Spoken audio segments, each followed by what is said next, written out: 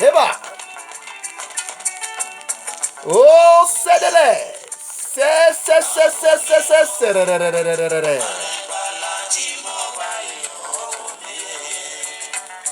Ọ̀nà ìgbàlà tí mo wà yìí.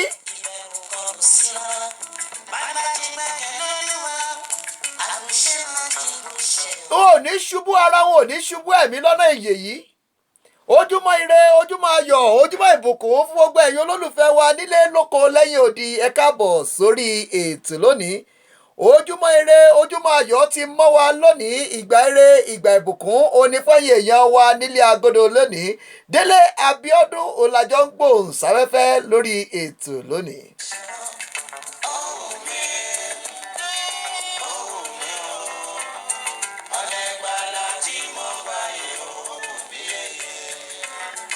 Ọ̀nà ìgbàlà tí mo wà yìí ó wù mí yéye, adé orí mi kò ní di fìlà lágbára Èdùmàrè. Ìbàjẹ́ ayé ò ní bẹ́yìn tí mo wà yìí, ẹ̀ ní ṣubú dànù. Ogun ayé ò ní bá yín. Ẹ káàbọ̀ sórí ètò lónìí.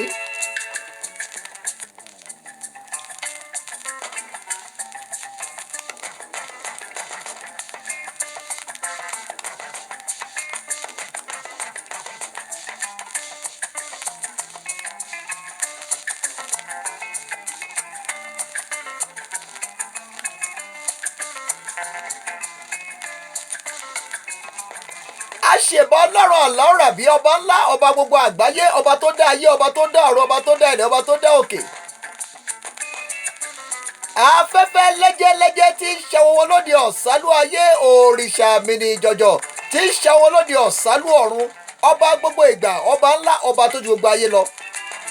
Alágbádá iná, aláwọ̀ tẹ́lẹ̀ oòrùn, ọ̀nìkan gbéra rẹ̀ níjà. Olótí gbòrògòdò tí ọ̀rọ̀ kì í kú, olójú ńlá ti rí gbogbo ayé. Ọgbọ́n orí ò lè sọ́dọ̀gbó, irùngbọ̀n ò lè sọ́dọ̀ rẹ̀, aràn mọ́rún. Kẹ́lẹ́dàá wa kó gbé wa délé owó, kẹ́lẹ́dàá wa kó gbé wa délé ọlà, kíre àti àánú kó bá gbogbo èyí tí wò wá ìkẹ́ ṣàṣeyọrí.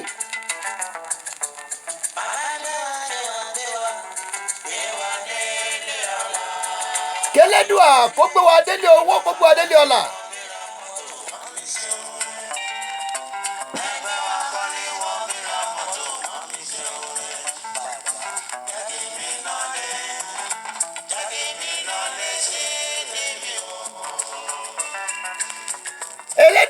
Kẹ́lẹ́dùà kó jẹ́ káwọn náà ṣeré, ẹgbẹ́ wa ń kọ́lé, ẹgbẹ́ wa ń ra mọ́tò. Kẹ́lẹ́dùà kó fi rọ̀ wá lọ́rùn. Ìrìnàjò ayé ò ní nira, gbogbo táwọn ẹgbẹ́ yìí ń ṣe nírọ̀rùn, ẹ̀yin ò ní fìnira ṣe.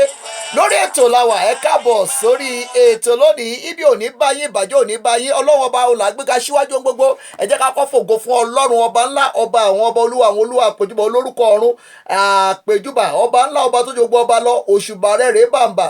Ọba àwọn ọba, aṣífìlà, àṣekábíyèsí sọ lórí ìjọ mímọ́, Ọlọ́run àwọn ọlọ́run, ọba tó ní wá, ọba tó dá wa, ọba tó mọ̀ wá, ọba tó pè wá, ọba tó fi iṣẹ́ ìran wa, ọba ńlá, ọba tí gbogbo ayé ń bọ, ọba tí gbogbo ayé ń sìn, ọba àpèjúbà olórúkọ ńlá, ẹni tó dán, ẹni tó dán mi, ẹni tó mọ̀, ẹni tó mọ̀ mí, ẹni tó dá wa láti inú ìyá wa, ọ̀rọ̀ rìgìbìtì, ẹni tí ọ̀rọ̀ etí látọ̀rọ̀ kì í kú, ẹni tí ó ń gbọ́ ohun ẹyẹ, ó ń gbọ́ tó dìyẹ, ó ń gbọ́ ti èèrà ilẹ̀.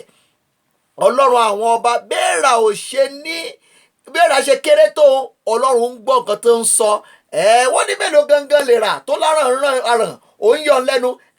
Ṣùgbọ́n Elédùà ó ń gbọ́ nǹkan tó ń sọ, ó ń gbọ́ tẹyẹ, ó ń gbọ́ teku, ó ń gbọ́ tẹranko inú igbó. Òun náà ni olóńbọ́ wọn. Ó ní igba àwọn ẹranko lórí àwọn òkè ńlá, ó ló ń bomi rin àwọn òkè ńlá, ó ń lo kèrìbìtì tí kò ṣeé kọlù, ó ń lálágbádá iná, ó ń láláwọ̀ tẹ̀lẹ̀ oòrùn, ó ló ń fa igi kédárì ya, olóńbomirin agijù kédésì. Òun náà ni Ọlọ́run ọba àwọn ọba, olúwa àwọn olúwa, àpèjúbà olórúkọ ńlá, ẹni tí orúkọ rẹ̀ ń jẹ́ èmi ni bá ṣe bèrè. Ó la dúró tì, ó la gbójúlé, ó la gbọ́kànlé, ó la sinmi lé, ó là ń wò òkè tá à ń wò tí ò lè dójú tì wá. Ọlọ́run àwọn ọlọ́run, ọba àwọn ọba. Ẹ káàbọ̀ sórí ètò lónìí. Ojúmọ́ ire ló mọ́ yín ní gbogbo ìlú, ní gbogbo ẹ̀yà, ní gbogbo orílẹ̀ tẹ́ ti ń gbọ́ wa. A kí yín ní gbogbo ìlú, a kí yín ní gbogbo ìgbèríko, a kí yín ní gbogbo ibi tẹ́ ti ń gbọ́ wa. A kí kúkúrú, a kí gígùn, a kí gíga, a kí tínrín, a kí fífẹ̀, a kí pupa, a kí dúdú, gbogbo yín pátápátá la kí àlólódì ẹnì kankan. Ẹ káàbọ̀ sórí ètò lónìí. Gbogbo àwọn orí adé pátápátá la kí ní gbogbo ilẹ̀ Yorùbá. A kí gbogbo orí adé, àjúbà gbogbo orí adé. Ẹ kú ojúmọ́ lónìí. ilé Odùduwà ibi tí Ojúmọ́re ti ń mọ́ wá. Akí nílé Ifẹ̀, akí ní Ifẹ̀ òòdáyé, Ifẹ̀ tó fẹ̀ gba gbogbo ayé. Akí lọ́yọ̀ọ́, Ọ̀yọ́, ẹ̀kọ́ ojúmọ́ lónìí.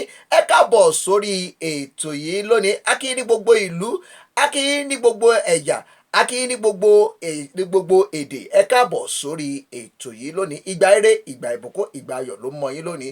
Ojúmọ́ ayọ̀, ojúmọ́ ire ló mọ yín lónìí. Ẹ káàbọ̀ sórí ètò yìí lónìí. Ire àti àánú kó máa bá yín gbé, ayọ̀ àti ìbùkún kó máa jẹ́ tiyín. Ẹ̀yin tí wò wá yìí, ojú tẹ́ fi wò wá ò ní fọ́, etí tẹ́ fi ń gbọ́ wá ò ní di. Ẹ ní ṣàṣedànù gbogbo ẹ̀yin tí ń tẹ like, ẹ̀yin tí ń share. Irú ọmọ yín ò ní jìyà, ẹ ní mọ ìkorò lágbára Èdùmàrè. Ẹ káàbọ̀ sórí ètò yìí lónìí. Ètò wa, ètò yín talk show lórí ìkàn tó làgàràgà káàkiri orígun mẹ́rẹ̀ẹ̀rin àgbà ńlá ayé. Ají ṣe bí Ọ̀yọ́ láàrí, Ọ̀yọ́ ò ṣe bí ọmọ ẹnì kọ̀ọ̀kan. Ojúmọ́ kan, ara kan, àwa lára kéńgé. Àwọn iléeṣẹ́ rédíò tó balẹ̀ gbàbí sílùú Pretoria lórílẹ̀‐èdè South Africa, níbi tí ìgbélárugẹ èdè àti àṣà ilẹ̀ Yorùbá níbi tó ti jọ wá lógún. Àwa lókèrè bìtì tó dúró tẹlẹ́dùmarè, àwa náà ni àwa la dúró tọ́lọ́run. Adúró tọ́lọ́run kì í jogún òfo, Ọlọ́run ló fi iṣẹ́ ìran wa, òun ló pè wá, òun ló kó wa rán níṣẹ́. Ọ̀pẹ̀lẹ̀ ní ṣọlá, òun ló pè wá tó fi iṣẹ́ ìran wa. Ọba ńlá, ọba àwọn ọba, olúwa àwọn olúwa, Ọlọ́run àwọn ọlọ́run, ìyá ọba ìbẹ̀rẹ̀, ọba òpin, ọba àárín, ọba òkè, ọba ìbẹ̀rẹ̀, ọba gbogbo, ọba tó mọ ìbẹ̀rẹ̀ nínú ìbẹ̀rẹ̀ tó sì mọ òpin nínú àwọn òpin, olójú bìrìkìtì, elétí ńlá, ọba àwọn ọba, Ọlọ́run àwọn ọlọ́run, ẹni mímọ́ Ísírẹ́lì, ẹni alágbára Jákọ́bù, alójúkára bí ajere, ọba tó ju gbogbo ọba lọ. Ó tẹ́ ayé bí ẹni tẹ́ni, ó tẹ́ ọ̀run bí ẹni taṣọ. Òun náà ni, òun nìkan náà ni alágbára. Òun ló mọ gbogbo nǹkan, òun ló sì lè ṣe gbogbo nǹkan. Òun lolùṣe, òun lolùmọ̀, òun lolùgbéga, òun lolùgbésílẹ̀, òun lọ́ba ńlá, òun lọ́ba àná, òun lọ́ba òní, òun lọ́ba ọ̀la.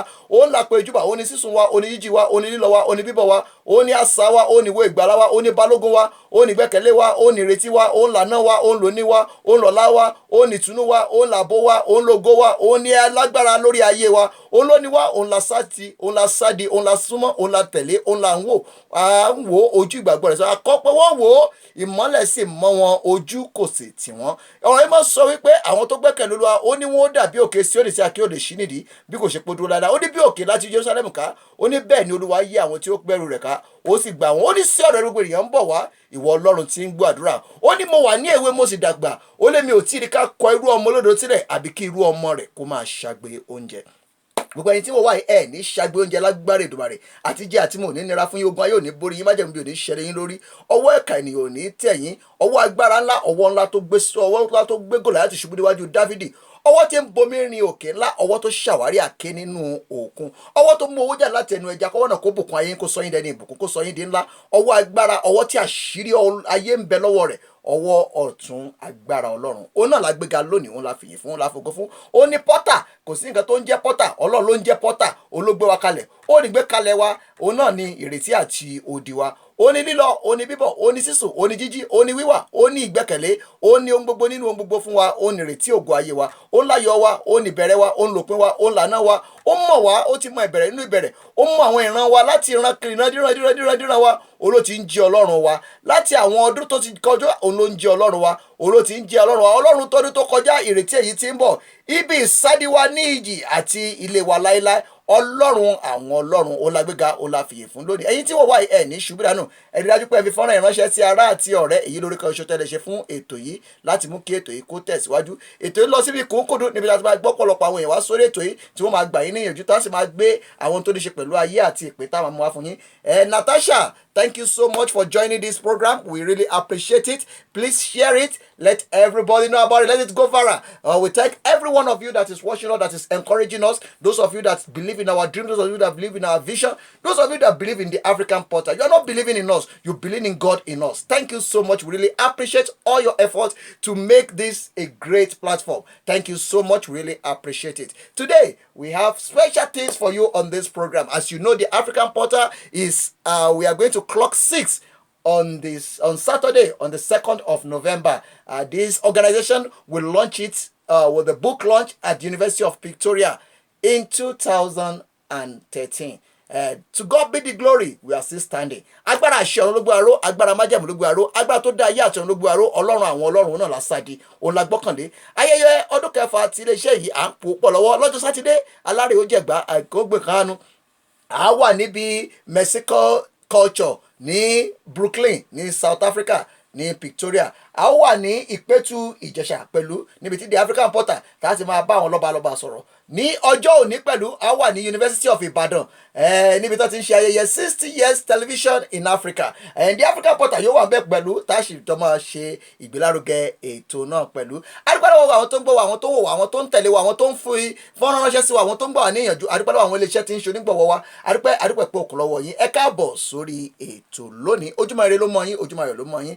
Ẹ jẹ́ ká wò bóyá lè gbé ẹnìkan tàbí méjì wọlé. Ojú òpó ètí wa ṣíṣí sílẹ̀. For those of you that would like to call us, kindly call on this program, call on this show, call us on +2778 703 3584. Call us. You can also WhatsApp us. We are on WhatsApp on the same number. Let's have a chat. Join the conversation. Let's do it together. This is the African Portal, your one-stop media house, where everybody have a say. The Lion Voice. Registered, confirmed. Ilé-iṣẹ́ rédíò kan ṣe tó lágàràgà káàkiri orígun mẹ́rẹ̀ẹ̀rin àgbà ńlá ayé. Ẹ káàbọ̀ sórí ètò yìí lónìí. Ojúmọ́ ire, ojúmọ́ ayọ̀ olómọ yín lónìí. Ojúmọ́ ìbùkún fún gbogbo ẹ̀yin olólùfẹ́ àti ẹ̀yin ará wa nílùú, ní gbogbo ilẹ̀, ní gbogbo èdè tẹ́ ti ń gbọ́. A kí yín ní Badagry, a kí yín ní Ẹsẹ̀ Odò, a kí yín ní gbogbo ìlú, a kí yín ní gbogbo ẹ̀yà, a kí yín ní gbogbo orílẹ̀, a kí yín ní gbogbo èdè. Ẹ káàbọ̀ sórí ètò lónìí. Ìgbà ire, ìgbà ìbùkún ló mọ yín lónìí, ojúmọ́ ayọ̀ ló mọ yín. Ẹ jẹ́ ká gbé Dáre Àmúsàn wọlé láti ìlú Iléṣà, kájọ yànnàná, ká gbọ́ bó ṣe ń lọ láti ìlú Iléṣà. Ojú òpó ètí wà ṣíṣílẹ̀ yìí tẹ́ bá fẹ́ pè wá ilé pò wá wọlé, kájọ yànnàná. Ohun tá à ń ṣàgbéyẹ̀wò rẹ̀ lọ́sẹ̀ yìí, òun náà ni ìbínú.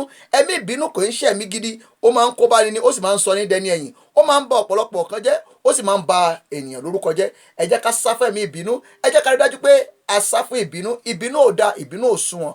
Àwọn àgbà ní àgbà tí ò bínú òun lọmọ rẹ̀ ń pọ̀. Ẹ jẹ́ ká sá fún ẹ̀mí ìbínú. Ìgbà ire, ìgbà ayọ̀ fún gbogbo ẹ̀yin olólùfẹ́ wa káàkiri orígun mẹ́rẹ̀ẹ̀rin àgbà ńlá ayé. Ayọ̀ àti ìfẹ́ kó máa bá yín gbé. Ire fún yín, ayọ̀ lọ́dẹ̀ yìí, ire nílé yìí, ire ní gbogbo ìlú, ire ní gbogbo ọ̀dẹ̀, ire ní gbogbo tẹ́ ti ń gbọ́ wa. Ẹ káàbọ̀ sórí ètò yìí. Dáre Àmúsàn ti wà lójú òpó yìí. Ẹ jẹ́ ká sáré gbọ́ nǹkan tí wọ́n ní fún yín láàrin ìṣẹ́jú mélòó, kájọ yànnàná, ká sì jọ sọ̀rọ̀. Kẹ́yìn mọ̀ pé abala kò mú òkun ó láwà báyìí, níbi tá ti máa yọ kò mú òkun àwọn nǹkan tó ní ṣe, àwọn ọ̀rọ̀ tó jẹ́ àwọn ọ̀rọ̀ Yorùbá, àwọn ọ̀rọ̀ gbòógì táwọn èèyàn máa béèrè pé kí ni nǹkan tó ń sọ yìí. Ọ̀pọ̀lọpọ̀ èèyàn ní àwọn Yorùbá míì ni wọ́n lè sọ́mọ́, ọ̀pọ̀lọpọ̀ ní òmò túmọ̀ rẹ̀, òun láwọn máa fi yọ kò mú òkun yọ nínú rẹ̀. Bàbá ẹ kú ojúmọ́ lónìí. Ẹ kú àjíòde akójú àjíire bí akójúmọ́ àpò ìyálẹ̀ta, ẹ káàsán, ẹ káàárọ̀, ẹ káalẹ́. Ẹ káàbọ̀. Ìbà fọ́lọ́run Elédùà, ọba ńlá, ọba gbogbo àgbáyé, ọba tó ń lé wa, ọba tó dá wa, ọba tó pè wá. Ẹ káàbọ̀ sórí ètò. Ẹ bá dúpẹ́ lọ́wọ́ Ọlọ́run Elédùà tó fún wa láǹfààní àtòrí ọ̀fẹ́ tó dára padà sórí ètò yìí lónìí. Ọpẹ́ pàtàkì Ọlọ́run ọba Elédùà, ọba àjọkẹ́ ayé, ọba àṣàbí ọ̀run, ọba tó ń so gbogbo lódòdó. Kábíyèsí Ọlọ́run ọba mi, ọba abánilá tó solé ayé ró, ọba wa bọ̀ gbọ́dà lọ lẹ́yìn yóò àlóyè lẹ́nu àìláfíjọ wàrà ojú tí mo lélẹ̀ mọ̀ lẹ́rù. Alẹ́ ní nígbà táwọn léré sá òyèyè tí ẹ̀rọ ẹ̀dáwò wọlé tí wọnú ọpọlọ. Kábíyèsí Ọlọ́run ọba òpin fún orúkọ rẹ̀, má àǹfààní tó fún wa láti wà láyé àti láàyè rere tá a tún láǹfààní àti máa gbọ́ra wa kìtìkìtì tá a tún wòra wa fún ti ọjọ́ tòní. Kábíyèsí àkíọ̀ ayò ọlọ́gbẹ̀rún ayò Ọlọ́run ọba Elédùà. Ẹ káàbọ̀ sórí ètò yìí. Ìgbà ire, ìgbà ayọ̀, ìgbà ìbùkún fún yín. Adúpẹ́ pé òkan àjọṣewọ̀ ní bàjẹ́ lórí ètò yìí. Gẹ́gẹ́ pé àjíjọ ń pò ó pọ̀ láti àwọn ìgbà yìí wá. Ojú kì í tọjọ́, ojú ò ní tì yín. Ìgbàgbọ́ tẹ́ ní nínú èdè àti àṣà ilẹ̀ Yorùbá ó jọ wá lógún, ó sì wú wa lórí. Ìbàjẹ́ ò ní bá yín, ẹ ní ṣubú dànù. Ẹ jẹ́ ká sáré lọ sí abala kò mú òkun ká yọ kò mú òkun yọ nínú àwọn ọ̀rọ̀ àwọn àgbà. Táwọn àgbà bá sọ àwọn ọ̀rọ̀ ńlá kan, àwọn ọmọ òde òní wọn fi bẹ́ẹ̀ mọ àwọn ìtumọ̀ àwọn ọ̀rọ̀, wọn kàn ń sọ ni, wọn mọ nǹkan tí àwọn ọ̀rọ̀ yìí jẹ́. Òun náà ni a fi mú wa. Lọ́jọ́ àná ẹ lo ọ̀rọ̀ kan lọ́jọ́ àná tẹ́ sọ wípé ẹni tí bínú, ẹni tí ó rínú tí ò bí ọmọ àlèyàn ni, ẹni tí wọ́n sì bẹ̀ tí kò gbọ́ náà wípé ọmọ àlèyàn ni. Tí àwọn àgbà bá sọ bẹ́ẹ̀, kí ni táwọn àgbà fi sọ bẹ́ẹ̀? Ṣé àwọn àgbà ń sọ pé ìbínú dáa ni, àbí kí ni ìdí rẹ̀ tó ń sọ pé ẹni tó rínú tí ò bí ọmọ àlèyàn ni? Ẹ bá wa yànnàná rẹ̀. Kí ni àfojúsùn tún yín? Kí ni ọ̀rọ̀ ń, kí ni nǹkan tí ọ̀rọ̀ ń sọ? Ó dà pé ojú òpó yìí ó ń ṣe apá kan jàmọ́.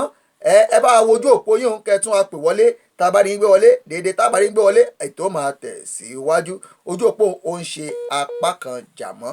ibi òní bẹ́yìn tí wọ́n wá ẹ̀ ní ṣubú dànù ògbà yóò ní borí yín àtijọ́ àti mú elédùn òní fi síbi tó nira abala ọ̀rọ̀ náà la gbà lórí ètò yìí báyìí níbi tá a ti ń yọ kò mú òkú yọ pẹ̀lú Dáre Àmúsàn. Dáre Àmúsàn wà lójú ètò ṣùgbọ́n ojú òpó ó ń ṣe apá kan jàmọ́ ẹjá òtún àtúnlẹ̀ rí i pé wọlé padà ká tún jọ yànnàná lórí ètò yìí lónìí ibi òní báyìí ní ṣubú dànù ògbà yóò ní borí yín síwájú gbà ẹ jẹ́ ká gbé lórí wa sókè kájọ fi jẹ̀gbádùn kí a gbọ́ bó ṣe látọ̀dọ̀ lórí wa ìbàjẹ́ yóò ní bẹ́yìn tí wọ́n wá ní ṣubú dànù ògbà yóò ní borí yín àtijọ́ àti mú elédùn òní fi síbi tó nira.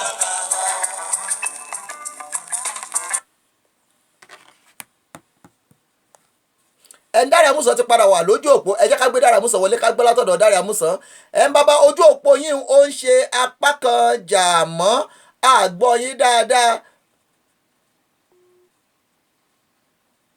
ọ̀nà jì náà lóòótọ́ Délé Abíọ́dún ọ̀làjọ́ pò pọ̀ lórí ètò lónìí.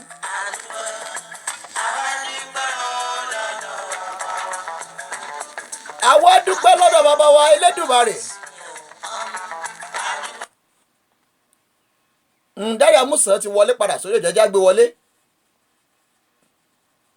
Bàbá ojú òpó yín ó ń ṣe apá kan jàmọ́ ẹ sáré bá wa yànnàná fún àwọn èèyàn wa tí àwọn àgbà bá sọ wípé ọmọ àlèyàn ló rínú tí ì bí ọmọ àlèyàn náà sì ń bẹ̀ tí ò gbọ́ kí làwọn àgbà ń ṣàlàyé nínú ọ̀rọ̀.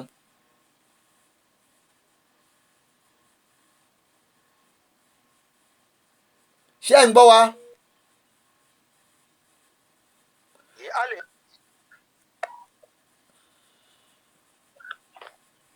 Hello, a wà pẹ̀lú yín.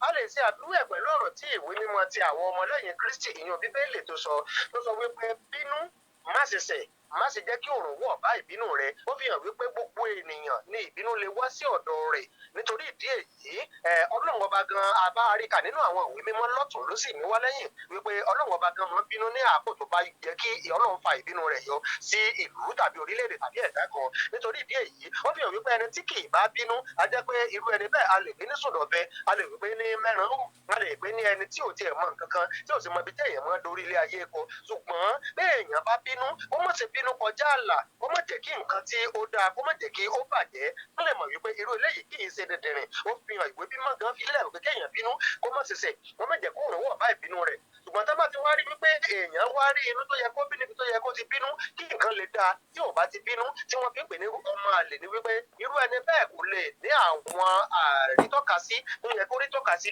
ìyànjẹ yóò pọ̀ fún ẹ̀dá bẹ́ẹ̀. Ṣùgbọ́n tó bá tún wá pé èèyàn ní ọmọ àlè tí wọ́n máa ń bẹ̀ tí kì í gbọ́ níwọ̀n ìgbà tí wọ́n ti sọ wípé kápẹ́ wípé ẹ̀wọ̀n tí wọ́n náà bó ṣe ṣẹ̀wọ̀n lọ́dà ìgbà má bínú tí irú ẹni bẹ́ẹ̀ ò bá wá gbọ́ a jẹ́ pé ọmọ àlè ní tí ni wípé irú ẹni bẹ́ẹ̀ ìbínú bó ṣe jàre tẹ́lẹ̀ kó ṣe é sí kó jẹ̀bi o. Ṣùgbọ́n tó bá jẹ́ wípé wọ́n ti bẹ́ẹ̀ tó sì rọra gbọ́ irú ààrẹ tó yẹ kí irú ẹni bẹ́ẹ̀ gbà náà ni ẹni bẹ́ẹ̀ yóò mọ gbàlù tí ní tí yorùbá fi máa ń sọ wípé ọmọ àlè ní rínú tí ì bí ọmọ àlè ní wọ́n tún máa ń bẹ̀ tí kò gbọ́ torí pé ẹni tó bá rínú tí ò bí ọmọ àlè ní ẹni tó bá tún wá bẹ̀ tí ò tún wá gbọ́ náà kì í ṣe nǹkan tó dáa. Bàbá ẹ ṣeun ìbàjẹ́ òní báyìí ẹ ní ṣubú dànù ìǹtẹ̀ ìyànnànà náà ni pé kò sí ẹ̀dá alààyè kan lórí ilẹ̀ ayé tí è ń bínú. Ọlọ́run gan máa ń bínú. Pé Ọlọ́run gan ń bínú ṣùgbọ́n ìbínú rẹ̀ ń lọ títí. Ẹ ṣe bàbá ojú òní tìyín ìbàjẹ́ òní báyìí ẹ ní ṣubú dànù. Abala kò mú òkun òun náà la wà tá à ń fa kò mú òkun yọ. Ẹ jẹ́ ká lọ sí abala ìta ìyànnànà ní ọ̀sẹ̀ yìí òun náà ní ìbínú. Ìbínú yìí àwọn àgbà sọ wípé àgbàlagbà tí kì í bínú òun lọmọ rẹ̀ ń pọ̀. Kí ọ̀nà wo lẹ̀dá lè gbà a ti rí i dájú pé báyìí kò sẹ́dá tí ò ń bínú ṣùgbọ́n ọ̀nà wo lẹ̀dá lè gbà láti lè rí i dájú pé ìbínú kò bà nǹkan jẹ́ mọ́ wa lọ́wọ́.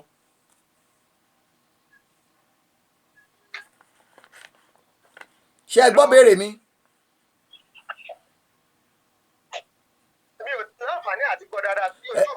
ọ̀nà wo lẹ̀dá lè gbà láti rí i dájú wípé ìbínú kò bà nǹkan jẹ́ mọ́ wa lọ́wọ́.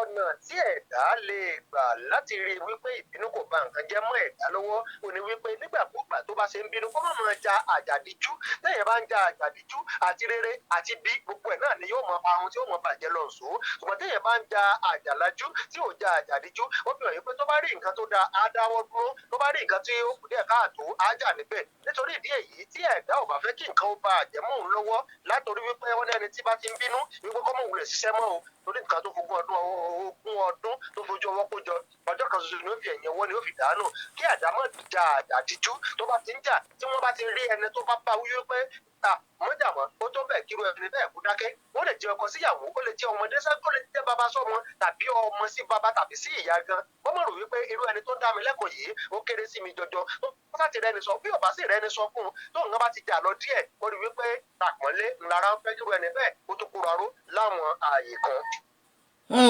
ẹ ṣeun bàbá ojú òní tìyín nínú ẹsẹ̀ ìwé ọ̀rọ̀ Ọlọ́run kan tí a kà nínú ìwé Matthew orí karùn-ún ẹsẹ̀ 22 ó sọ wípé ó ní but I say unto you that whosoever is angry with his brother without a cause shall be in danger. Tá a bá wá wò ọ̀pọ̀ ẹlòmíì máa ń bínú láì nídìí yóò kàn ṣàdédé máa bí ni kò sí tẹ́ bá bí pé kí ni ń bí ọ́nù kò ní nǹkan pàtó tó ń bí inú kí ni nǹkan tó máa ń fà á. nǹkan tí ó máa ń farú nǹkan báyìí ni àwọn ẹ̀dá tí Yorùbá ń pè ní onínú fùfù ó jẹ́ nǹkan tó yẹ kó bínú sí ó jẹ́ nǹkan tí ò yẹ kó bínú sí tó bá sáà ti ṣẹlẹ̀ báyìí a máa bínú ni àwọn ẹ̀dá kan nù àwọn nǹkan míì tó tún máa ń ṣe bẹ́ẹ̀ tó máa ń fà á lẹ́yìn fi máa ń bínú láì nídìí bóyá àwárò pé kò nídìí ni o ó ṣeéṣe kí inú ti máa bí bọ̀ láti ibì kan ó lè jẹ́ látàná ó lè jẹ́ láti ibi iṣẹ́ ó lè jẹ́ láti bòmíì ṣùgbọ́n tó jẹ́ wípé nǹkan tí òun ayẹ kó bínú sí tó bá bínú àmọ́ sọ pé ó ń bínú láì nídìí irú àwọn ẹ̀dá kan náà tún nù àwọn ẹ̀dá míì tí wọ́n tún máa ń bínú láì nídìí ni wípé gẹ́gẹ́ bí àwọn olóyìnbó ṣe máa ń pè wọ́n máa ń pè ní transfer of aggression nínú ni wípé ìbínú ibì kan ó gbé lọ sí orí ẹlòmíì náà mọ̀ rò pé kí la tí ì sọ tó sọ di ìbínú àwọn kan tún wá wà tó jẹ́ wípé wọ́n wá máa ń bínú láì nídìí láì ṣe wípé bóyá wọ́n mú bí wọ́n bì kan tàbí níbi tí wọ́n wà àwọn wọ̀nyí ni Yorùbá pè ní onínú fùfù. ẹ ṣeun ìjẹ́ yàtọ̀ wà láàrin oníbínú àti onífùfù ènìyàn.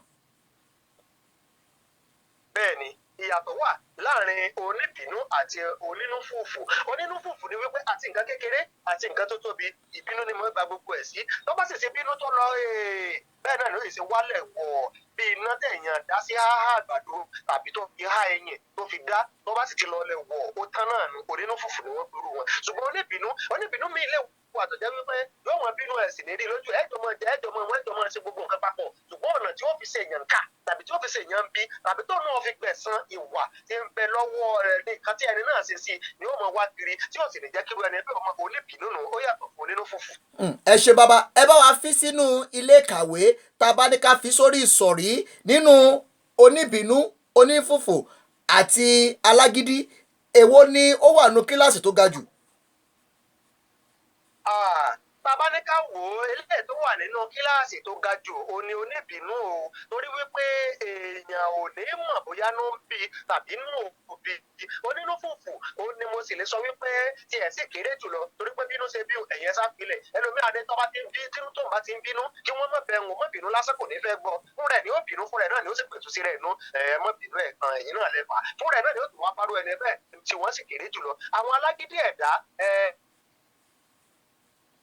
tọ́ra pé onínúfùfù tó sì tó pọ̀ wọlé díẹ̀ tó ga jù lọ díẹ̀ ni wípé àwọn alágídí ẹ̀dá ó lè jẹ́ wípé láti gbára ẹ̀ lẹ̀ nínú wàhálà tàbí ìṣòro kan ni tó bá gbé ọ̀rọ̀ dé tí ó sọ pé mi ò gbà náà nu tí wọ́n sì tún pọ̀ wọlé tẹ́wọ́dé àwọn oníbínú ìyẹn gan lọ́wọ́ burú jù torí wípé ẹ̀ ní mọ̀ bóyá ló ń bí wọn ẹ̀ ní mọ̀ bóyá ló ń bí wọn ẹ̀jọ̀ mọ mu bàtọ̀ bá wá di kó wá gbẹ̀san tàbí tó sẹ̀yìn ká ló mọ̀ pé sóò ti bàbí kó ṣe irú kan báyìí fún mi lọ́jọ́ báyìí bí wọn gan lọ́wọ́ burú jù lọ pátápátá tí ò yẹ kéèyàn mọ bárù wọn gbé tó bá sì bárù wọn gbé tàbí tó bá wọn rìn kéèyàn mọ bí ó ṣe máa fi ààyè tí wọ́n lẹ̀. Bàbá ẹ ṣeun ẹ kú atótónu ìbàjẹ́ òní bá yẹn ní ṣúdánùgá yóò ní borí yín ọ̀pọ̀lọpọ̀ èèyàn ló ń wò yín káàkiri mẹ́rin àgbà ńlá ayé Natasha ó ń wò yín láti ìlú Netherlands ó sọ wípé nǹkan tẹ́ ẹ̀ ń sọ wípé òun gbà wọlé. Ìbàjẹ́ òní báyẹn ní ṣubúdà náà á jẹ́ kẹ́ máa fèyí ṣèrànná lágbára Ọlọ́run á gbé yín wọlé lọ́jọ́ ọ̀la ni a ṣe kòǹkárí òyìn tá à ń sọ yìí. Ọjọ́ sátidé á tún gbé yín wọlé lọ́jọ́ sátidé tó lọ́jọ́ sátidé tí ń bọ̀ yìí òun ni ọjọ́ tí òun iléeṣẹ́ yìí yóò pé ọdún kẹfà níbi tí a ti máa ṣe àkànṣe ètò lórí ètò yìí níbi tá a ti máa sọ̀rọ̀ nípa ìrìn àjò láti ọdún kẹfà àti àwọn ìtẹ̀síwájú tá a ti ní àti àwọn ibi tí à ń lọ.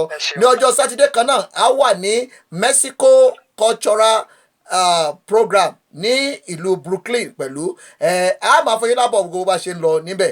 Kẹ́ lọ́jọ́ rẹ kẹ́ dígbà rẹ ẹ ṣáà ti rántí pé abala agbára kò mú òkun àti fílẹ̀ fún yín àjọṣe wa ò ní bàjẹ́ lágbára Èdùmàrè. Ó dìgbà kan náà.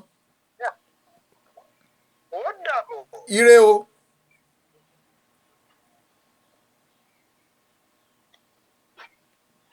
Ẹ ṣe wọ̀nyí èèyàn wa Dáre Àmúsọ̀lá gbé wọlé láti ìlú Iléṣà òun làjọ yànnàná lórí ètò yìí. Ẹ jẹ́ ká gbé Délé Abíọ́dún sókè kájọ fi jẹ̀gbádùn.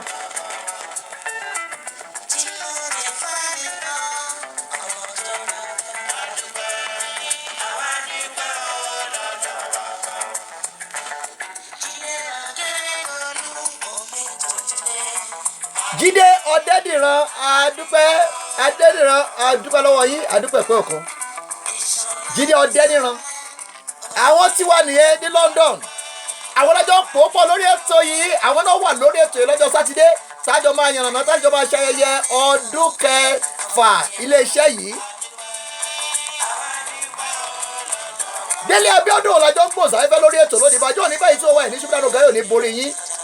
Abala táwa náà ní abala tá ti máa gbé àlejò wa wọlé tá a sì máa béèrè àwọn ìbéèrè kan àbí ìkejì lọ́wọ́ àlejò wa tá a sì jọ máa sọ nípa àwọn nǹkan tó ní ṣe pẹ̀lú ayé àti ìpín. Àwọn náà yànnàná kí ni nǹkan tí wọ́n mọ̀ kí ni nǹkan tí wọ́n rí fún yín lórí ọ̀rọ̀ ìbínú tí à ń gbéyẹ̀wò lórí ètò yìí lọ́sẹ̀ yìí. Ní ṣùgbọ́n ọ̀gá yóò ní borí yín àtijọ́ àti mú Elédùà ò ní fi síbi tó nira fún yín. Ìgbà ire ìgbà ayọ̀ fún gbogbo ẹ̀yin tí wọ́n wá ojúmọ́ ire. Ẹ jẹ́ ká gbé òun bàbá wọlé láti ìlú Victoria ká gbọ́ látọ̀dọ̀ wọn kí wọ́n yànnàná àwọn nǹkan tẹ́ ẹ ní mọ̀ ní orí ètò yìí nípa ìbínú. Ká bẹ̀rẹ̀ pẹ̀lú bísímìláì ká sì parí pẹ̀lú alihamdulilayi. Ìbà Ọlọ́run ìbà èèyàn ọba ńlá ọba àwọn ọba olúwa àwọn olúwa ọlọ́run àwọn ọlọ́run ìgbẹ́kẹ̀lé òdi wa ọba gbogbo àgbáyé ayé àjọkẹ́ ayé àṣàkẹ́ ọ̀run ọba gbogbo àgbáyé ayé. Á bẹ̀rẹ̀ pẹ̀lú bísímìláì. Bàbá ẹ kú ojúmọ́ lónìí ẹ káàbọ̀ sórí ètò yìí. Assalamu alaikum warahmatullahi Maaleykum salaam wa rahmatulahi babarakatu. Ẹ káàbọ̀ sórí ètò yìí ìgbà ire ìgbà ayọ̀ ìgbà àbùkù fún yín. A ní lọ́kàn pé a sì gbàgbọ́ pé ẹ̀yin náà ń wo ètò yìí bọ̀ láti bẹ̀rẹ̀ ẹ sì fi ránṣẹ́ sí àwọn ènìyàn.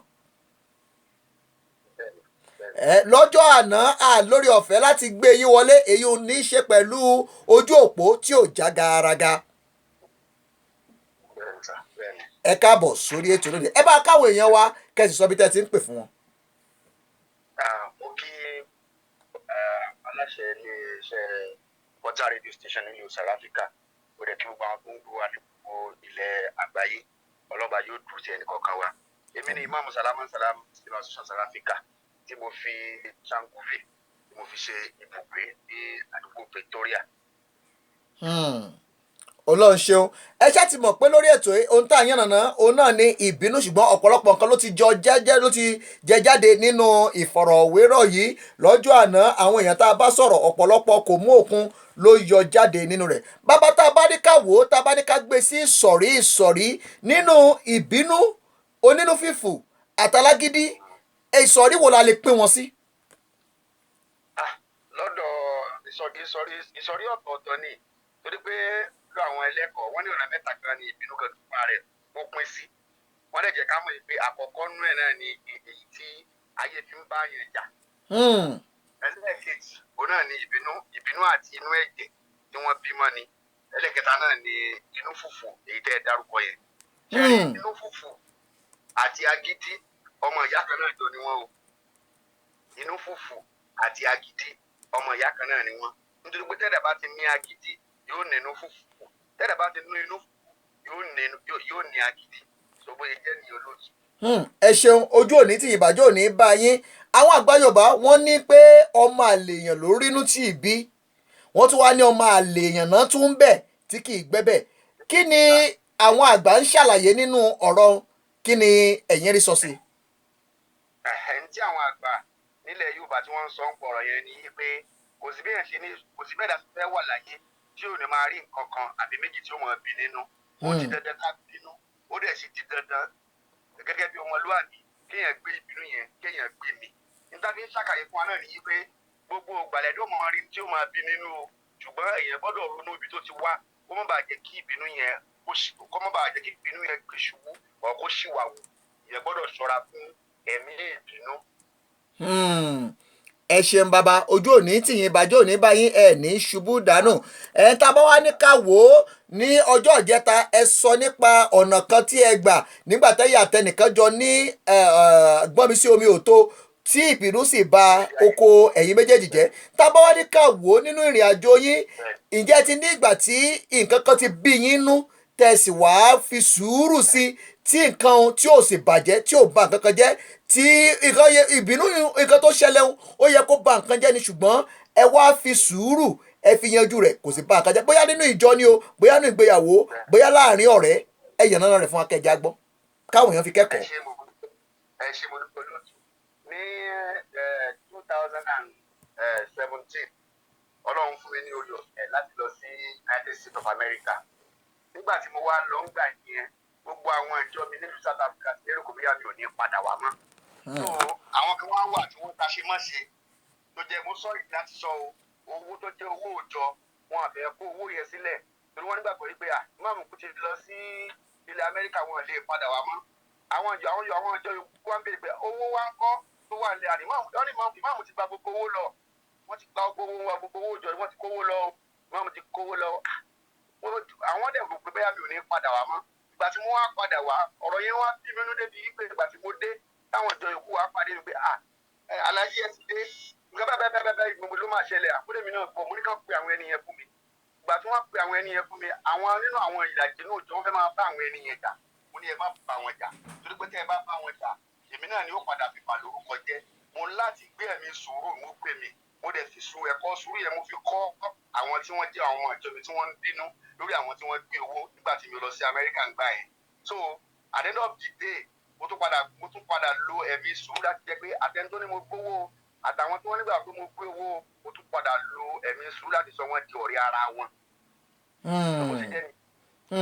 Bàbá ojú òní tìyín àwọn nǹkan tó jẹ́ ká gbé yín wá sórí ètò inú wípé ẹ ní ìrírí ẹ sì ti darí ìjọ èèyàn ẹ ti mọ̀ béèyàn ṣe rí ṣùgbọ́n tá a bá wá ní ká wò ó ọ̀pọ̀lọpọ̀ ìgbéyàwó ló ń dojúkọ wàhálà àti ìfòòró lónìí tí nǹkan mẹ́ta tí wọ́n kọ́kà ní àkọ́kọ́ inú fùfù ìbínú àti agídí tí ń dá wàhálà lẹ̀ láàrin wọn ọ̀nà wo lẹ́yìn lè pè lọ́nà àbáyọ sírú àwọn làásìgbò yìí. ṣe rí ọ̀nà tó lè jẹ́ ọ̀nà àbáyọ gbogbo àwa tá a bá jẹ́ ẹlẹ́sìn mùsùlùmí tá a dẹ̀ jẹ́ bí aṣíwájú ìjọ ìmọ̀ràn tèmi ni wípé ó jẹ́ ẹ̀kan láàrin oṣù ká máa ṣe ìdánilẹ́kọ̀ọ́ lórí ìdílé oníyàwó lọ́kọ níyàwó ká máa ṣe ètò kan tí ó máa jẹ mọ́ ìdílé oníyàwó láti máa fi bá wọn sọ̀rọ̀ ọ̀nà tèmi lọ́gẹ́ bí ọ̀nà àbáyọ nìyẹn o gbogbo àwọn tó bá dẹ̀ jẹ́ lẹ́sìn kìrìsìtẹ́nì náà káwọn náà máa ṣe ètò bí marriage counseling àwọn olóyìnbó ń pè bí marriage counseling tí marriage counseling yẹn bá ń wà ọ̀pọ̀lọpọ̀ àwọn ìwà kọ̀ọ̀kan tó jẹ́ pé bóyá bímọ ni o ọ̀ bóyá ẹni tí a fọ̀rọ̀ lọ tí ò tọ́ wa sọ́nà bó ṣe kó tọ́ wa sọ́nà lóde ká máa ṣe wà wò nígbà tí àwọn aṣíwájú nínú ẹ̀sìn tó máa ti ń gbé ìgbésẹ̀ láti máa ṣe táǹpé ní marriage counseling mo lérò pé eléyìí yóò jẹ́ ọ̀nà àbáyọ láti ṣe àmójútó gbogbo ìdílé tó ń dàrú ní gbogbo ilé ayé tàwa yìí. ẹ ṣeun bàbá ojú òní tìyín ìbàjẹ́ òní bá yín ẹ ní ṣubú dànù ogun ayé ò sì ní borí yín ọ̀rọ̀ yín kò ní já sẹ́kù kò sì ní já sí ìbànújẹ́ ọ̀pọ̀lọpọ̀ èèyàn ń gbọ́ yín káàkiri orígun mẹ́rin àgbà ńlá ayé ẹ sáré gbà wọ́n níyànjú lórí ìbínú. ìyànjú tí mo lè gba ẹnì kọ̀ọ̀kan wa náà rí pé ọlọ́run bá kọ́kọ́ náà ọlọ́run lè kí lè di ẹnì kọ̀ọ̀kan wa pé ó dàrú ọkọ nínú ìyàwó ẹ̀ kí a máa gbìyànjú láti máa ní sùúrù láti máa darí inú ilé wa bó tilẹ̀ jẹ́ pé ọ̀rọ̀ láti jẹ́ ká mọ̀ pé ọkọ lórí aya káwá jẹ́ ọkọ yẹn ọlọ́run sọ pé ọkọ lórí aya yẹn wà nítumọ̀ sí pé bóyá ká máa lo àṣẹ pé àwa ni ọlọ́run fi ṣaṣíwájú ká máa fi dálé wa rò gbọ́dọ̀ máa rí bẹ́ẹ̀ ìyàwó náà tó jẹ́ pé tá a bá níbi ká wò gbogbo lílọ bíbọ̀ nínú èyí tó pọ̀ jù nínú ilé láti ṣètọ́jú àwọn ọmọ láti ṣètọ́jú ọkọ ọwọ́ ìyàwó ni ìkápá yẹn wà. Ìyàwó náà gbọ́dọ̀ máa ríra rẹ̀ pé èmi àtọkọ mi a gbọ́dọ̀ máa fi ẹ̀mí sùúrù àti àníyàn dáadáa ká máa fi lo ìṣẹ̀mí ayé lọ́kọ láyà, ká má máa fi agídí, ká má máa fi lo ìṣẹ̀mí ayé, ká lè má máa fi inú fùfù fi máa lo ìṣẹ̀mí ayé. So advice ti tèmi nìyẹn o. ẹ ṣe bàbá, ojú òní tìyìn ìbàjẹ́ òní bá yẹ ní ṣubú dànù, a máa rí bá lágbára Èdùmàrè. ẹ jẹ́ ká bá fèyí ṣe lọ́nà àgbẹ̀yìn wọlé lọ́la. ọ̀la ni a máa ṣe kòǹkárí ètò yìí níbi tí a ti máa ṣe àwọn àkójọpọ̀ gbogbo tí a ti sọ láti ọjọ́ ajé. ìbàjẹ́ òní bá yín ẹ̀ ní ṣubú dànù, ọ̀gá yóò ní borí àtijọ́ àti mú elédùn òní fi síbi tó nira fún yín. kẹ́ lọ́jọ́ re kẹ́ nígbà re, ó dìgbà kan náà. ẹ ṣeun. ẹyẹ ìyẹn wa ti ń gbọ́ akáàkiri bẹ́ẹ̀rẹ̀ àgbáláyé, adúpẹ́ pẹ́ òkú lọ́wọ́ yín. ìbàjẹ́ òní bá yín ẹ ní ṣubú dànù, ogun ayé òní borí yín. Orí ètò náà la ṣì wà àti ìlọ. ẹnìkan ló ń béèrè ìbéèrè kan lórí ètò yìí, òun náà la sì fẹ́ sáré dáwọ́ lóhùn kájẹ́ kan mọ nǹkan tí à ń sọ. ìbàjẹ́ òní bá yín tí wọ́n wáyé ẹ ní ṣubú dànù, ní ṣìṣe ogun ayé òní bá yín. What we are discussing on this program, we are talking about the anger management. How can you be able to handle to maintain or manage your anger so that it will not put you in problem? That is what we are discussing. We hear Fiki, Isi, or whatever his name is. If you don't understand the language, just ask questions. You don't need to just come online and just be talking rubbish. So please, if you are not interested, you are free to get out of the thing. If not, I will put curse on your head. So ẹgbẹ́ yìí tó ń gbọ́ wa lórí ètò ìbàjẹ́ òní bá yín. ẹni tó bá fẹ́ wò kó wò, ẹni tí ò bá fẹ́ wò kó má wò, ẹni tí ò bá fẹ́ kó gba ìpè. I will put curse on your head if you talk rubbish on this program. So we are here to discuss things that have to do with life of people, things that is affecting many generations. Anger have destroyed many homes today. Anger have destroyed many people today. Anger have killed many people today. That is what we are discussing on this program. So if you don't understand the language, it's not our problem. If you want to know what we are discussing, go and learn Yoruba. That is it. But this program is Yoruba program, and we are discussing issues that have to do with anger management, how to maintain anger. That is what we are discussing on this program. Thank you so much. We thank everyone that is watching us, everyone that is sharing our program. Thank you very, very much for your time, for loving this program, for sharing this program. Thank you very, very, very much. Abata àbáyé labala ojú ọjà níbi tá a ti máa gbé àwọn iléeṣẹ́ ńláńlá, àwọn olókoòwò kéékèèké tá a ti máa gbé wọn lárugẹ, àwọn iléeṣẹ́ tó ń fi tiwọn tó fi ń gbé tiwa lárugẹ, tá a sì máa mú àwọn nǹkan tẹ́ ní láti mọ̀ nípa ayé àti ìpín tá a máa mú wá fún yín. Ọ̀pọ̀lọpọ̀ àwọn iléeṣẹ́ ló ti darapọ̀ mọ́ wa tí a ó tún máa gbọ́ wá sórí ètò yìí pẹ̀lú. Kẹ́kẹ́ bá sọ pé lọ́jọ́ sátidé tí ń bọ̀ yìí, òun náà ni iléeṣẹ́ yóò pé ọdún 6. ẹ jẹ́ ká jọ ṣe àjọṣe wa ni.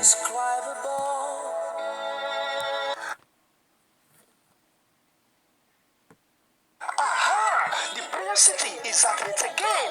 The Prayer City, Covenant Lands, Akitola Street, Itirele, off Kabalatan Road, Hebron, South Africa, presents a Greater Than Solomon Conference 2019 and 4th year anniversary celebration. Theme: Destiny Without Limits. Matthew 11:11. Date: 27 November to 1st of December 2019. Ministry: Pastor Tosin William from UK, Mrs. Favor Oluleye from Pretoria, Judy Oko from Johannesburg, Pastor Tato Sitole from Mamelodi, Olushola Badijo from Pretoria, Host Minister Pastor Joseph Akitola JP. For more enquiries, please call 083 744 4777 or 074 440 16400 or 073 76 73361. You can't afford to miss this life-changing conference. It's going to be powerful. Be there. Powered by the African Portal Radio TV. The African Portal, àwọn aláwọ̀ aṣọ onígbọ̀wọ́ ètò ó ń bọ̀ lọ́nà ni ẹ mọ̀ pàwọn àgbà sọ pé ó ń bọ̀ àwọn làádẹ́ẹ̀dẹ́ ẹ dáwọ́dé ẹ jẹ́ ká gbé Labos sókè. Labos àwọn náà iléeṣẹ́ kan ṣoṣo tó ń ṣonígbọ̀wọ́ ètò yìí láti jọ ń pò pọ̀ lórí ètò yìí. If you are looking for a shipping company that provide a worldwide freight forwarding service for your shipment without stress. Look no further than Labor Freight Services Solution with a reliable, efficient, and prompt air freight and shipping service you can trust us. Let us handle your good from origin to your doorstep. Contact us today at Sunnyside Excellent Store, Room 518, 202 Robert Sibukwe Street, Pretoria, South Africa. Telephone +27 12 341 0601 or +27 73 580 5333. Labor Freight Services Solution, best among others, powered by the African Portal Radio TV. àwa náà ní the African Portal iléeṣẹ́ rédíò kan yóò tó lágàràgà káàkiri gbẹ́rẹ́ àgbáláyé Labos làmúwá sétí ìgbọ̀nyìn o ṣàtúnṣe pé Labos kan South Africa kan náà ní ẹ jẹ́ ká gbé gbemsis sókè ká gbọ́dọ̀ tọ̀dọ̀ wọn. Oh yes, are you looking for a special cake for a special day?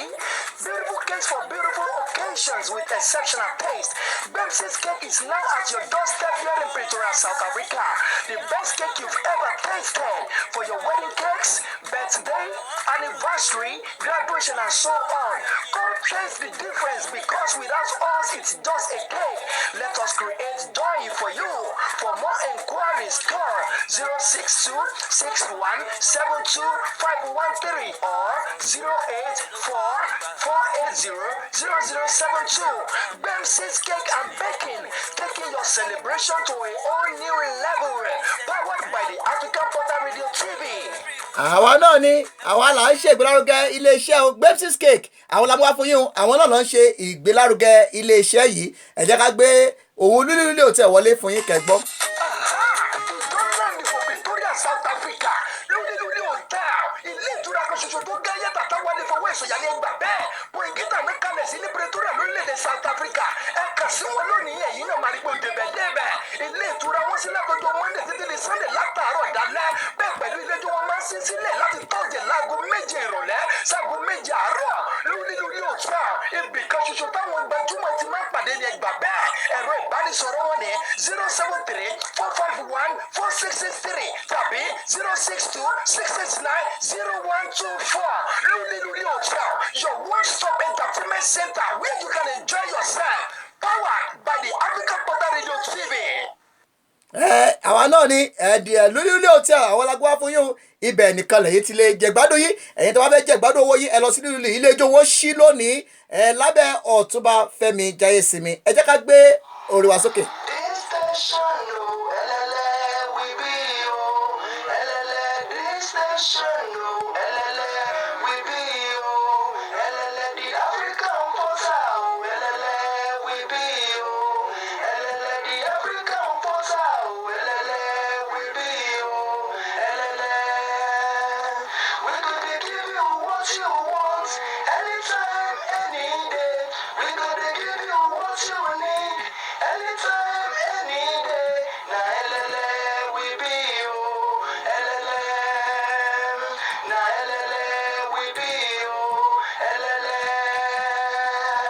na elele we be na us be only place where you fit hear original Yoruba language. If you want to learn Yoruba language, contact us. We are here in Pretoria, South Africa. Na elele we be na us be one stop media house where everybody have a say. Ojú kì í tọjọ́ ojú òní tìyín ẹ jẹ́ ká gbé àwọn ìpolówó ọjà wá tó ní ṣe pẹ̀lú ayé àti ìpín.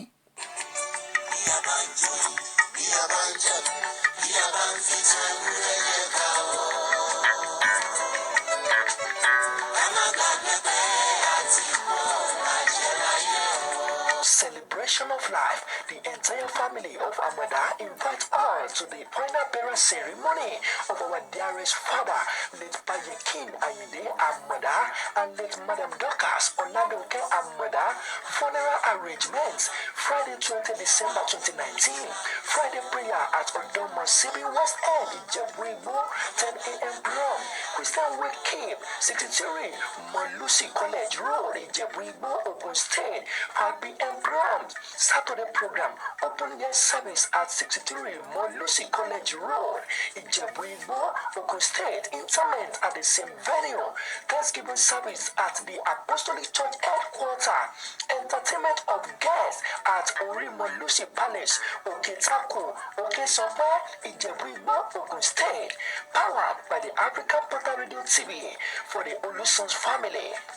àwa náà ni a wà ń bẹ̀ lọ́jọ́ pẹ̀lú ìgbárè ìgbàyọ̀ fún gbogbo èyí tó ń gbọ́ wa èyí tí wò wá káàkiri ogun mẹ́rin àgbáńlá ayé di African Portal iléeṣẹ́ rédíò kan tó rà gàràgà káàkiri ogun mẹ́rin àgbáńlá ayé ají ṣe bí Ọ̀yọ́ láàrin Ọ̀yọ́ ò ṣe bí ọmọ ẹnìkọ̀ọ̀kan ojúmọ́ kan ara kan àwa lára kéńgé ọ̀tọ̀ lórun ọ̀tọ̀ lórun ọ̀tọ̀ lóòrùn gbogbo ẹ̀dúró bákan náà ṣùgbọ́n ó yàtọ̀ síra wọn Elédùà yìí olódá wọn ó sì nídìí tó fi dá wọn ó nídìí tó fi dá wọn ó nídìí tó fi dá ọ wáyé ó ní tó fi dá ojú tiẹ̀ tó yàtọ̀ sí tèmi ó ní tó fi dá ohun tiẹ̀ tó yàtọ̀ sí tèmi nítorí èmi lèmi ń ṣe nítorí ọ̀wọ́ ni wọ́n ń ṣe bó ṣe ní kí n ṣe bó ṣe dárí àyà ìrìn àjò tèmi bẹ́ẹ̀ ni mo ṣe ń rìn bó ṣe dárí àjò ti tiẹ̀ bẹ́ẹ̀ ló ṣe ń rìn mọ́ fi ti tiẹ̀ mọ́ fi ni tèmi lára ṣe tiẹ̀ kébi ṣe tèmi ní ojú ọ̀run ó tẹ́yẹ ẹ́ fò láì farakara ẹ̀yin tẹ́ bá lérò ibi sí wa kíbi kó dà lẹ́yìn ẹ̀yin tẹ́ bá gbọ́wọ́ bí ọwọ́ tọ́kẹ̀dẹ̀ bá gbé rẹ̀ ló fi ń nà ọwọ́ bí tẹ́ bá gbé kó dà lẹ́yìn lórí torí Ọlọ́run làwa dúró tì adúró tọ́lọ́ ni kì í dojú ìṣògùn òfin iṣẹ́ tá a bá ran ikọ̀ ni kì í pa ikọ̀ Ọlọ́run la dúró tì Ọlọ́run ló fi iṣẹ́ ìran wa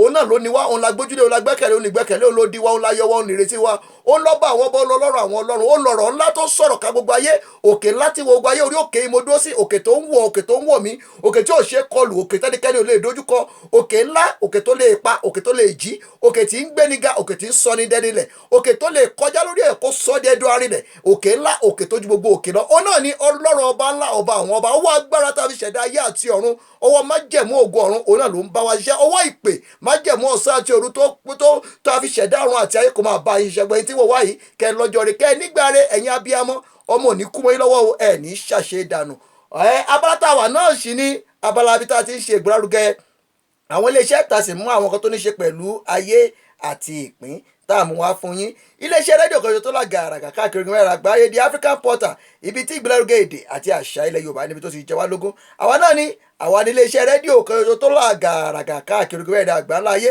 ají ṣe bí Ọ̀yọ́ láàrin Ọ̀yọ́ ò ṣe bí ọmọ ẹnìkọ̀ọ̀kan ojúmọ́ kan ara kan náà ní àwa ní ara kéńgé àwa náà ní àwa lòkè rìbìtì tó dúró tẹlẹ́dùmarè òkè tí ò ṣe kọlù òkè tí ò ṣe bìwò òkè tẹ́nikẹ́ni ò lè kọlù òun náà ní àwa ní. ẹ jẹ́ ká lọ sí abala ìròyìn níbi tá a ti máa fún yín láwọn ìròyìn àwọn tó ń lọ káàkiri ogun mẹ́rin àgbáńlá ayé ìròyìn tó tẹ̀ wá lọ́wọ́ láti orílẹ̀-èdè South Africa fi yé ọ pé wọ́n ní Cyril Ramaphosa become the problem ìròyìn jáde lójú awẹ́ ìròyìn lọ́jọ́ òní lórílẹ̀‐èdè South Africa wọ́n ní òun lórílẹ̀‐èdè South Africa Cyril Ramaphosa wípé ó wá tún ti di wàhálà o àmọ́ nǹkan tó fi sọ bẹ́ẹ̀ àmọ́ nǹkan rí lọ́bẹ̀ tó fi wàrú sọ́wọ́ ilé ẹjọ́ lórílẹ̀‐èdè Nàìjíríà ti sọ wípé òun Muhammadu Buhari òun làwọn rí bíi ẹni tó gbórí sókè ní ìdìbò tó kọjá o wípé Muhammadu Buhari òun nìkan ni àwọn rí bíi ẹni tí ó gbóríyìn sókè ní ibi ìdìbò tó kọjá ìròyìn tó tẹ̀ wá lọ́wọ́ sọ fún wa pé over 100 inmates wọ́n ní àwọn ẹlẹ́wọ̀n bíi 100 ni wọ́n ti sá kúrò ní ibi ìhàmọ́ o ní Kogi State wọ́n ní èyí ò ní ṣe pẹ̀lú òjò àti wàhálà afẹ́fẹ́ òjò tí ó ṣẹlẹ̀ ní abala ibi tí wọ́n ti sin àwọn ẹlẹ́wọ̀n náà mọ́. Wọ́n ní orílẹ̀-èdè Zimbabwe wọ́n ní fóònù lílò àti epo òyìnbó tí ń ṣe petrol wọ́n ló ti gbówó sókè o 12% increase wọ́n ní cell phone traffic double petrol price jump up in Zimbabwe kọ́lọ́n kó ṣàánú orílẹ̀-èdè Zimbabwe wọ́n ní lórílẹ̀-èdè Zimbabwe bákan náà àìrọ̀ òjò ó ti pa ọ̀pọ̀lọpọ̀ erin ní orílẹ̀-èdè Zimbabwe wọ́n ní orílẹ̀-èdè Central African Republic wọ́n ní ọ̀pọ̀lọpọ̀ èèyàn ló ti di aláìnílé lórí o nípa òjò àti àgbàrá òjò tí ó ṣẹlẹ̀ ní orílẹ̀-èdè náà bákan náà lọ́mọ ṣe ṣorí ní orílẹ̀-èdè Kenya wọ́n ní àwọn ènìyàn bíi méjì ló ti jọ́lọ̀ ní pé o tẹ́nìyàn bíi márùn-ún sì ti sọdànù tí wọ́n ń wá wọ ní ọwọ́ òjò àti àgbàrá òjò ńlá tó ti wọ́ àwọn èèyàn lọ bákan náà lọmọ ṣe ṣorí ní orílẹ̀-èdè Morocco wọ́n ní òjò wọ́n ní ebi tó ń gbé omi pamọ́ sí ti bẹ́ tí omi sì ya wọ orí pápá ibi tó ti ń gbá bọ́ọ̀lù wọ́n ní ọ̀pọ̀lọpọ̀ èèyàn bíi mẹ́jọ òkú bíi mẹ́jọ ni wọ́n ti rí ara wọn ní orílẹ̀-èdè Morocco níbi tí wọ́n ti ń gbá bọ́ọ̀lù aláfẹsẹ̀gbá tí omi sì ya bobẹ̀ tó sì ti pa ènìyàn mẹ́jọ. èyí làwọn ìròyìn tó mú wá fún yín lábala ìròyìn lónìí ojú kì í tọjọ́ ojú òní tẹ̀yìn tí wọ́n wá ẹ̀ ní ṣubúdàdógún yóò ní borí yín o ọ̀rọ̀ ayọ̀ yín kò ní dìbànújẹ́ ogun tó ń dùn yín nínú kò ní dẹkún fún yín ẹ̀ ní ṣìṣe o kẹ lọ́jọ́ rẹ kẹ nígbà rẹ ìgbà ọ̀tún ìgbà ìbùkún ìgbà ayọ̀ kó ti ọ̀dọ̀ Elédùà wá bá yín àwọn máa fèyí ṣe lọ kó lórí ètò yìí lónìí ànílọ́ọ̀lọ́ ẹja tó lọ tí òde sálómi bá a ṣe máa sọ fún yín gbogbo gbà pé àwọn máa fi ọ̀bẹ́nú bẹ́ṣu ní àtẹ́lẹsẹ̀ á sì bẹ̀nà wò ẹni bá ní mọ́bọ̀ nìkan làwọn ò ní débálé àwọn ọ̀lọ́ lónìí a ó padà wá lọ́la lágbára Èdùmàrè ire ìbùkún ayọ̀ kó máa bá yín gbé ẹ jẹ́ ká gbé ìpolówó ìsókè ó ní ṣe pẹ̀lú ayé àti ìpín láàrin ìṣẹ́jú kan ká tó máa lọ kúrò lórí ètò yìí. Mami, I love you, mama. Àwa wí onílé sí omi kọ̀ bá ti dé.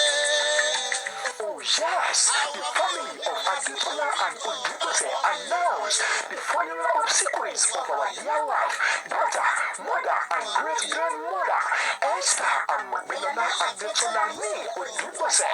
Funeral arrangement, 21st November 2019. We keep service at number 16, Alexandra Crescent, Wara Quarters, Ibadan by 5 p.m.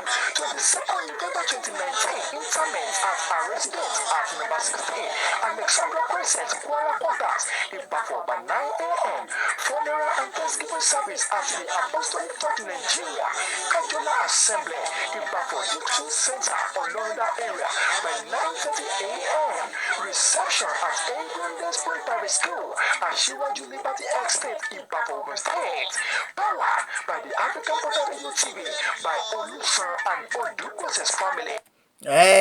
Lágbára Ọlọ́run the African Portal yóò wà níbẹ̀ náà pẹ̀lú ìbàjọ́ òní bá yín gbogbo ẹni tí ó wà yìí ẹ̀ ní fọjọ́ ọlọ́jọ́ ló gbá yóò ní borí yín ẹ jẹ́ káwọ́ bóyá lè gbé ẹnìkan tàbí méjì wọlé ká tó máa lọ kúrò lórí ètò yìí lónìí ẹ̀gẹ́ bá pé àjọṣe wa lètò yìí àjèjì ọwọ́ kan ni kò lè gbẹ́rù dóní níta bá jọ ṣe olóládùn olóńlárinrin ẹjẹ́ àjọṣe wa ni wọ́n tẹ́nífọ̀ tẹ́lẹ̀ kan náà èyí tẹ́ lágbára láti ran iléeṣẹ́ lọ́wọ́ ètò ìlọ síbi kùkùrù níbi wọ́n máa gbé ọ̀pọ̀lọpọ̀ àwọn ènìyàn wá tásìjọba yànnàná lórí ètò yìí ẹ rí dájú pé ẹ ń fi ètò yìí ẹ fi ránṣẹ́ sí ará àti ọ̀rẹ́ èyí lórí kan ṣoṣo tẹ̀lé ṣe fún ètò yìí láti mú kí ètò yìí kó tẹ̀síwájú ìbàjọ́ òní bẹ́yìí tí wọ́n wáyé ẹ̀ ní ṣubú dànù kẹ lọ́jọ́ re kẹ nígbà re ẹjá wò bá a bá lè gbé èèyàn kan tàbí méjì wọlé tá a lè jọ yànnàná lórí ètò yìí lórí àwọn nǹkan tí à ń sọ ní ọ̀sẹ̀ yìí lórí ètò yìí ẹ ṣáà sọ pé ohun tá a ń ṣàgbéyẹ̀wò rẹ̀ náà ní ìbínú anger how to manage your anger èyí náà ni à ń yànnàná rẹ̀ lórí ètò yìí for those of you that you don't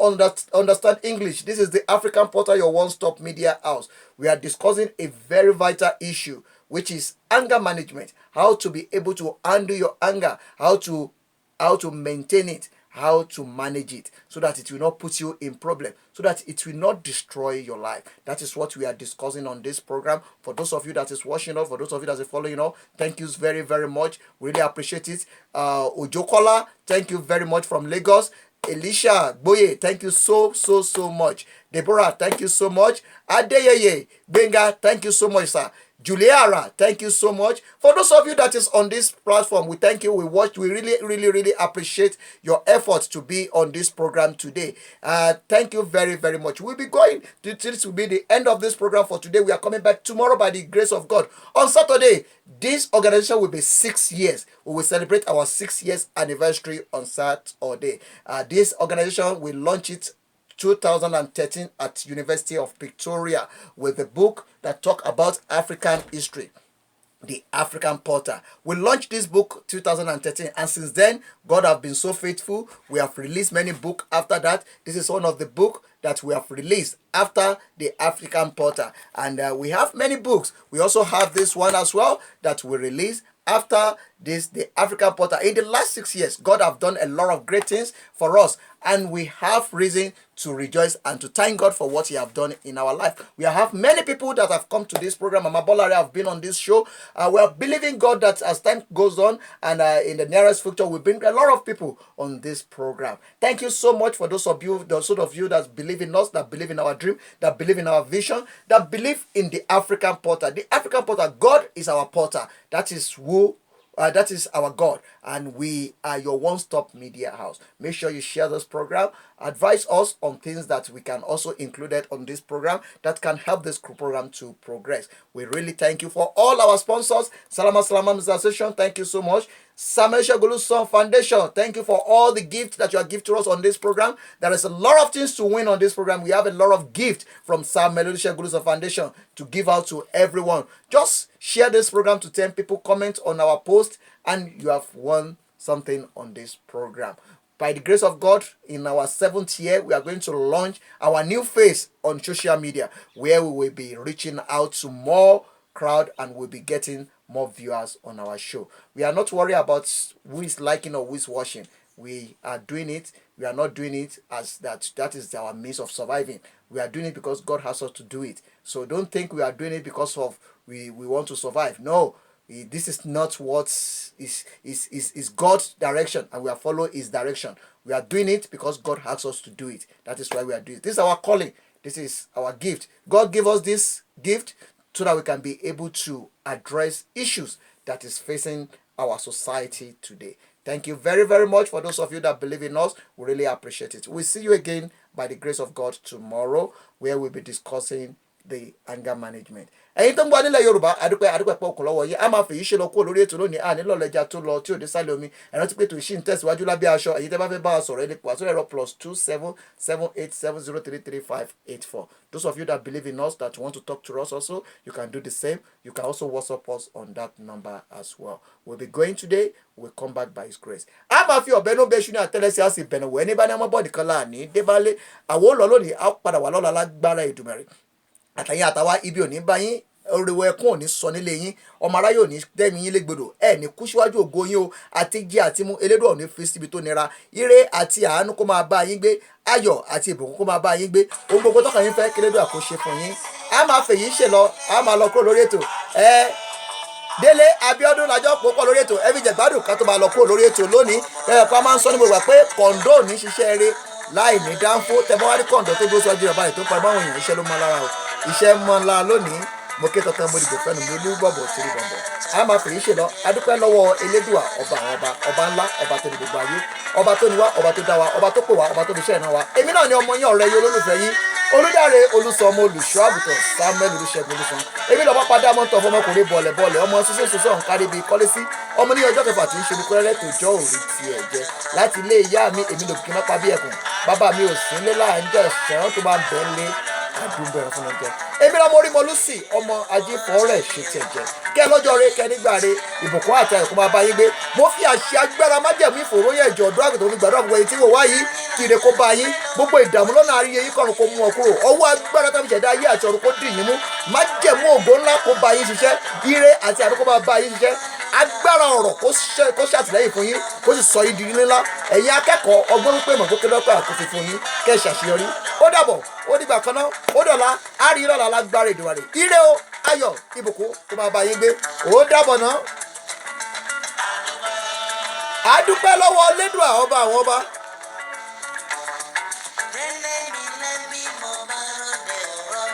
Ó dàbọ̀ náà.